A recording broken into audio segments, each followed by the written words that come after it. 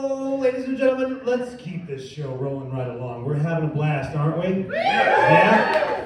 Next comedian coming to the stage, big round of applause, Jeff Von Horn! Jeff Von Horn! I could be theme music, baby. How do you follow up prepubescent number one? So I'm like of the older type, and I'll sit down for a second. Like that old driver. You know, when you see guys up here my age doing comedy, you got to ask yourself, you know, what the hell's going on, right? Because you're either one or two people. You're either like the, hey, you kids, get off my lawn type, you know, at this age, or you're kind of like me, which is sort of, again, the neurodivergent type that we've all heard about. Somebody who's kind of gone through a traumatic event, trying to figure out what's next in their life. That's me. If you said I was old and retired, I would say thank you, because that retirement ain't coming anytime soon. But I was thinking about this the other day. Maybe it is because I'm older, but I was thinking about ancient history and about labels. Labels and names that we give each other, right? And I remember reading about the three pyramids down in Egypt, right? The biggest one, the biggest pyramid, we know now that it was a pyramid that was attributed to Khufu. And how do we know this? Because there was, believe it or not, a graffiti artist, a tagger, that actually tagged that pyramid up in a dark, distant corner of that pyramid, wrote some shit that's like, you know, this turf belongs to Khufu, this is Khufu's pyramid.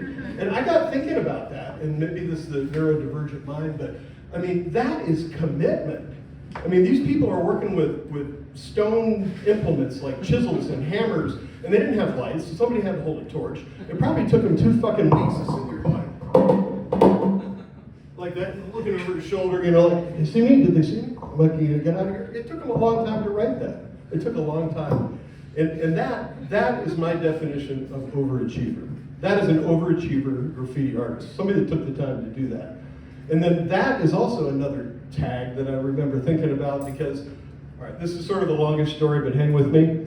Overachiever. Overachiever is a person who does more than they should be able to do, right? So an underachiever is somebody who's not doing as much as they should do. Back in high school, I went to this boys' school in Virginia, and I wasn't having a good time there. Like, I didn't know very many people, didn't talk to very many people, so I thought, I'll start a film club, which I did. I went around and collected like $5 from everybody, didn't write down their names, of course, but got all this money together, and then I went and rented movies. And this is before VHS and everything, so they came on these big, huge, you know, round reels, about 45 minutes per movie. And the only way you could rent them was from a magazine. So they had a magazine, they had like a 3-line description, right? And they had a little picture. And I'm looking through this thing, you know, I'm like 15, looking through these things like 1974? Looking through this magazine, I'm like, oh, that looks cool. What is that? Sci-fi horror film. Huh, that's gotta be the best thing in the world, right? Remember, all boys school in the South. So I rent this thing, it comes, I put it up on the movie thing. It's Rocky Horror Picture Show. Oh, yeah.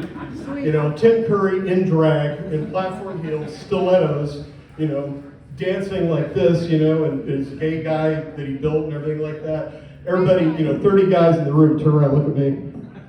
What the fuck is wrong with him?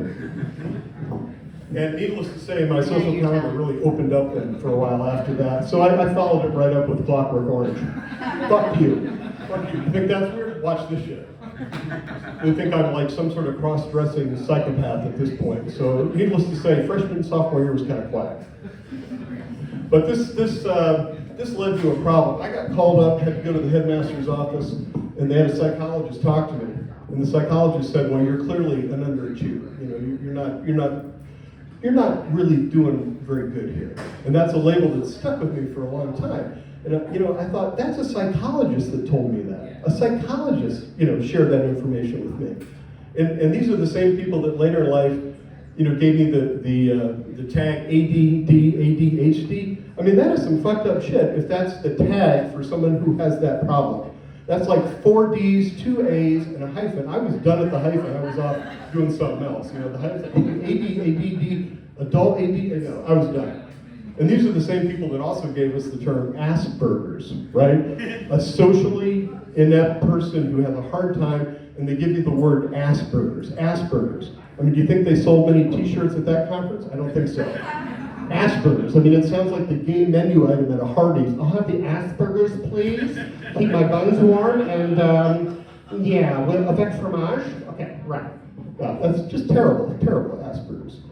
And you know, this high school that I went to was outside of DC. The federal government isn't any better at this kind of shit. You know, they named agencies. They're three-letter acronyms, which is kind, but they're stupid names, right? So imagine this: room full of people sitting around. All right, we got to create an organization that's very, very secret. We don't want anybody to know about it at all. Nobody to know about it. Somebody said, I got it.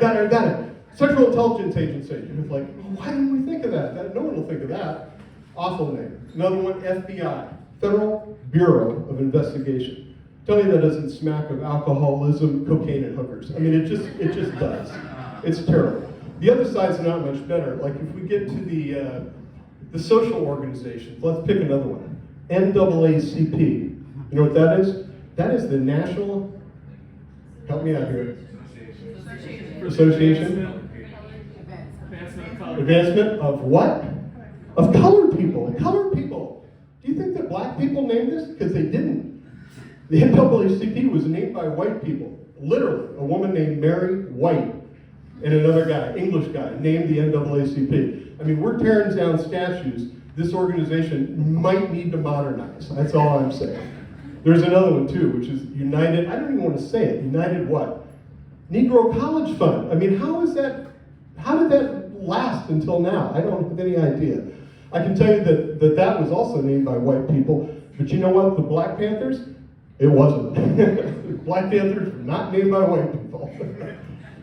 So, and that's getting like, how many letters now are in these? There's like 5 or 6. Let's get to the end of this, right? So the ones that I find the worst are, you know, the pronoun organizations like, right, LGBTQ+. I mean, I'm ADD, so that's really hard for me to get to the end of that. But B, I mean, that's just a mouthful, right? And it changes frequently. We've got to be inclusive, so we're trying to add and subtract and make it right. So they came up with another one, right? And the actual acronym for it, don't ask me to describe it, is Quilt Bag. QUILTBAG. A terrible name for a group of people. I mean, again, no t-shirts were sold at that conference. And the far right, or the right side, you know, they labeled these people Rainbow Warriors? Alphabet Warriors. That is a t-shirt I would have bought. I mean, that sticks. Brand marketing, that's a better name, right? Rainbow Warriors, better than any of those other things. But that group is also the group that came up with Anon and Proud Boys, right? So we don't know what's up with them. Anyway, my name is Jeff. I am ADHD. I am an underachiever. Stay safe, but just a little bit. Jeff Von Horn! Strong handshake. I suggest you all shake that man's hand after. It is strong. If you have a weak hand, don't do it. He'll crush it. He will crush your hand. Are we having a good time?